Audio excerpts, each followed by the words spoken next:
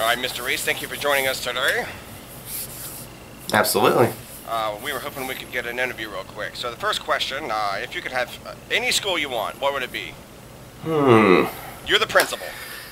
Any school that I want? Any school you want, at all. Woo! How would you design it? Gosh. Okay, first thing first. I would want a school with big, white pillars. Pillars? Yeah. Okay. White pillars and... Pillars. Interesting.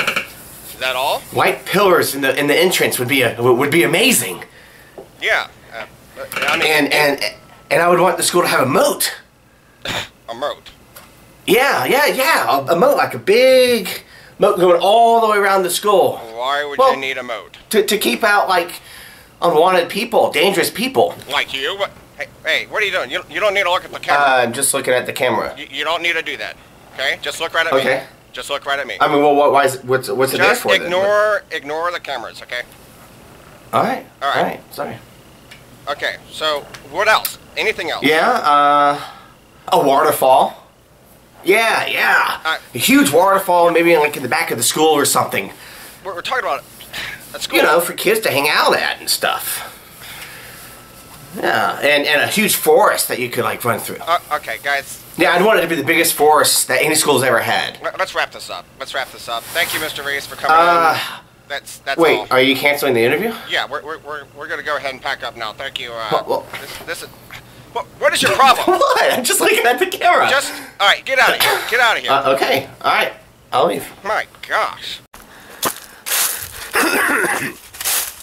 One of the best things about the school is its ease of access. I mean, you just have to hike through a few miles of forest and then you're there.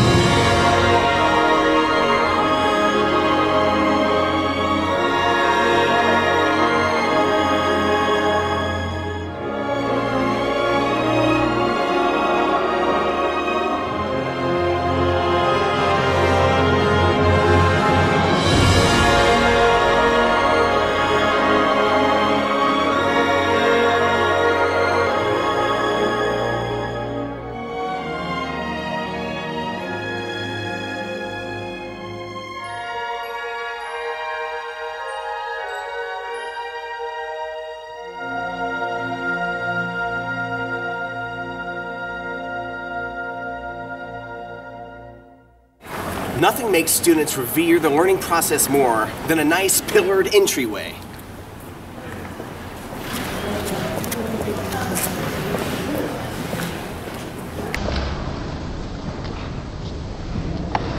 In a perfect school, things around here would be different.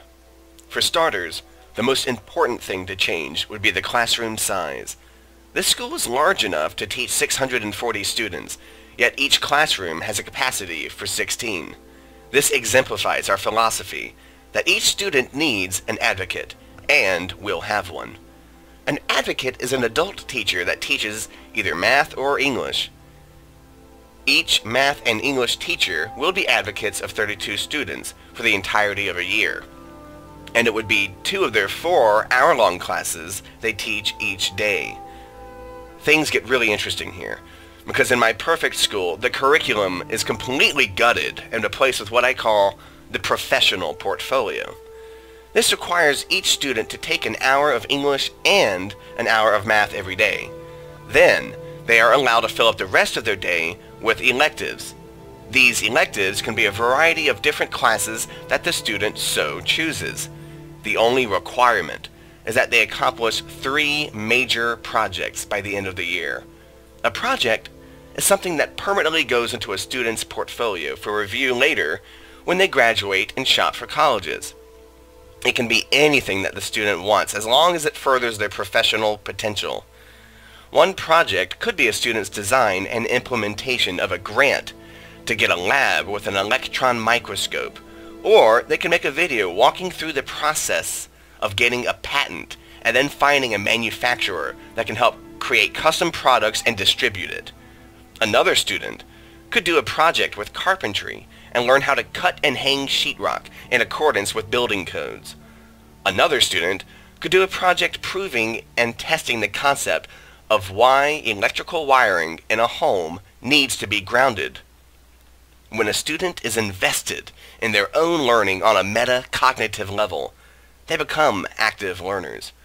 Every single one of their electives would be a class chosen to help a student accomplish one of their 3 projects. Some students will need a science elective, like computer sciences or physics. Other students will take a social studies course to help them with better understandings of the legal realm. There would be economic classes to help students understand how to open a banking account or do their own taxes. All of these projects and their selections would be guided and approved by each student's advocate. These teachers, however, are not alone. They are supported greatly by a number of professional developers and the administration. The principal would have a huge role in continuing to develop the teachers and support them with everything they need. They would be a guidance backbone in the school that is entirely equipped to help students find what they need to further their projects. The school would also be invested in their students' physical health and well-being. The gym would have a swimming pool, track, and many different courts. Students would also be limited to what they are allowed to eat. Their families get involved here by choosing meal selections for their students. There would be 5 choices every day that are pre-approved by their guardians. Each student would also have a GPS bracelet ID on their wrist that grants them quick payment options for lunch and quick and easy access to different parts and services in the building. Any teacher at any time can quickly look up a student's ID and see where they are and how they are doing in their classes and on their projects, which is tracked on a secure online resource. Teachers can assess how each student is doing in a variety of ways, formal or verbally or by observation. Yet only math and English would have the traditional assessments with grades and tests. There would be no letter grades for all of their other classes. Each student would have a paragraph written each month about them from each of their teachers, including their progress and things that need to be worked on. The students would also do a written assessment on their progress as well. Then there would be an extensive written document at the end of the year that summarizes. When the students start the next year, they will retain their English and math teachers and keep them as their advocates. The school environment was also very important here. First and foremost, the school is safe, with armed security at the entrance of the property and a moat protecting the surrounding schoolyard. I know it sounds funny, but in practicality, it would keep out everyone that wants to get in. There would be 2 or 3 entry ramps near the front of the school that were protected. ID bracelets would grant easy and fast access to the school. Once inside the school, I wanted it to be spacious and inviting, knowing that students have different needs and ways of learning. I wanted a school that was multifunctional in its ability to give a student different environments. They can be outdoors by the forest or by the water, or they can lounge with their friends inside as they work on a project. They can tackle the research center and study and have access to a large variety of professional developers and their own classes. The key here is to open their minds and make them active learners in their own lives and development.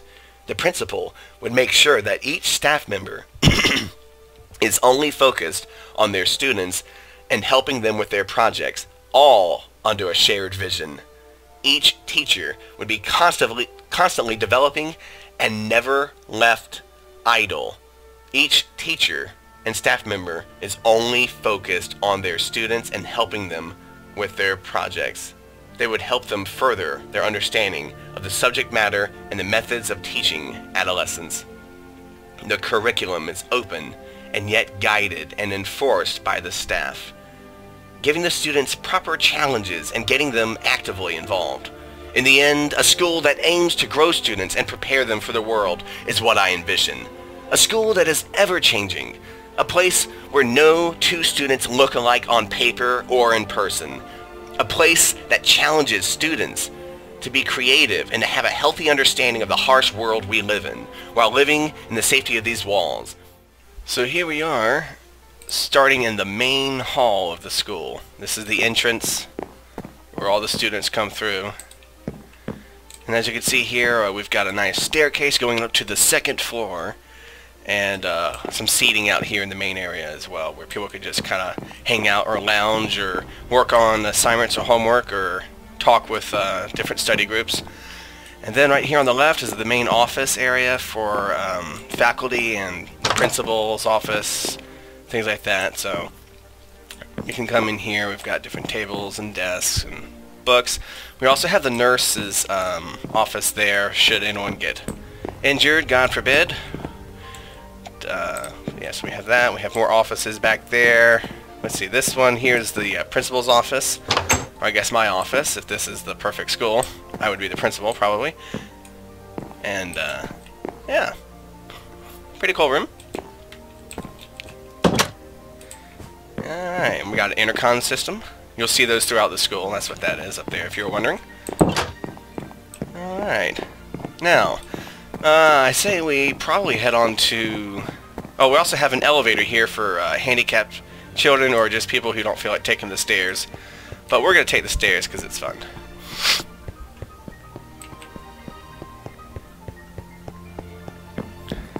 Alright.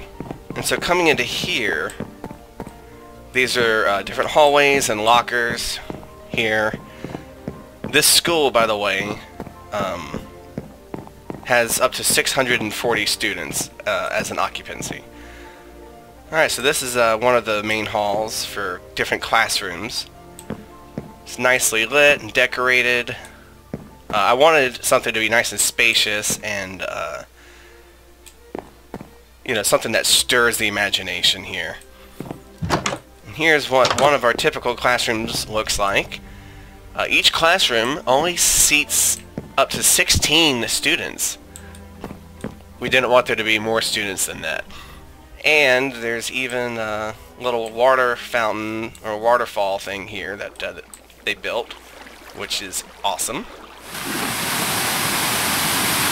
Unlike a lot of the other schools you'll see today, we actually value our young adolescents. And that is why we have a waterfall. It is a fantastic place for our students to come out and to study, or to work on assignments, or to just brainstorm. It's also a great place to kill time. Because our students are so brilliant, we have to offer them a place where they can practice their multiple learning approaches.